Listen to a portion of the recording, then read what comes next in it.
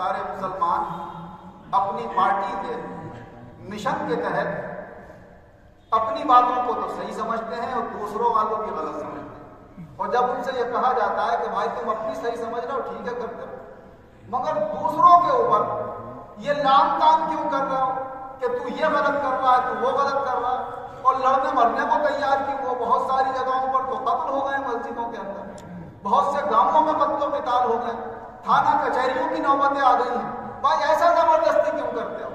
تو بڑا سینہ تان کر کہتے ہیں بھائی حضور صلی اللہ علیہ وسلم نے فرمایا کوئی غلط بات دیکھو تو اسے ہاتھ سے روکو، اور ہاتھ سے نہیں روک سکتے تو زبان سے برا کرو، اور زبان سے نہیں کہہ سکتے تو دل سے برا جاؤ۔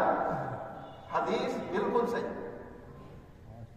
لیکن جو ہاتھ سے روکنے کی طاقت تم اپنے مسلمان بھائی کو دکھا رہے ہو، کیا غیر مسلم ایسے عمل نہیں کر رہے کہ جو اسلام اور شریعت کے خلاف ہیں؟ کیا وہاں پر تم اپنی طاقت دکھا سکتے ہو؟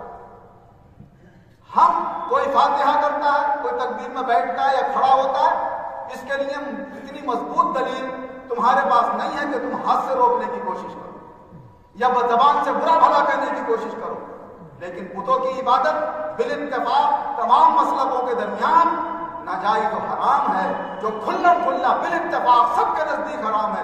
ذرا وہاں جا کر اپنے ہاتھ کی طاقت دکھاؤ، تب پتہ چلے گا کتنے حدیث پہ عمل کرنے والے۔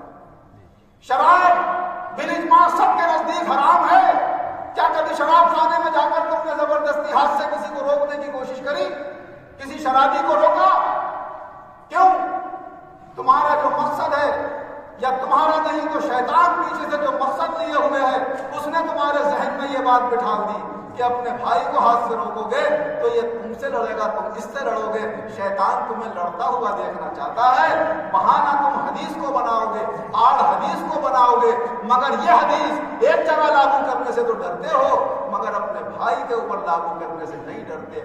آج بھائی بھائی سے لڑنے کے لیے بڑی آسانی سے تیار ہو جاتا ہے، اور دوسرے کا وقت آتا ہے بس ماحول خراب ہے صاحب، دبنا پڑے گا صاحب، لچنا پڑے گا۔ اگر یہ دبش اور یہ لچک اپنے بھائی کے سامنے ظاہر کر دو تو پھر غیروں کے سامنے تھانوں اور کچہریوں میں جا کر جھکنے کی ضرورت نہیں پڑے گی، اور اپنے مال خرچ کرنے کی ضرورت نہیں پڑے گی۔ مگر ہم سمجھ ہی نہیں پا رہے حقیقت کیا ہے۔